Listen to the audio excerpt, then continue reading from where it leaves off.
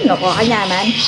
Hi there mga kasaza! Ife-flex ko naman ngayon itong isa sa naging paborito kong ulam dahil sa sarap magluto ng ganito ng aking tatay. Kung gusto mo nga din itong matutunan ay let's do it mga kasaza! Una nga ay maglalagay ako nitong tanglad dito sa ating lutuan. Lalagyan ko rin ito ng maraming sibuyas, bawang at luya.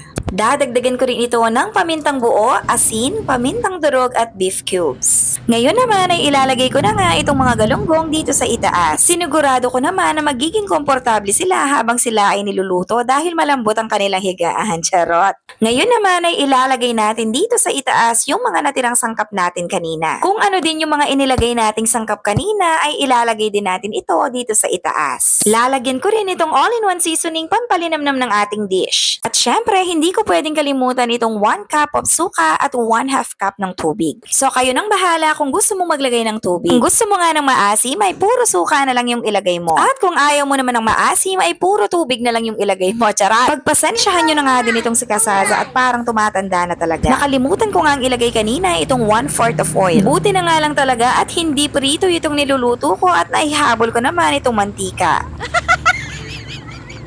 Tatakpan ko nga lang ito at lulutuin ng 40 to 45 minutes. At eto na nga, at meron na tayong masarap na balbakwadyo.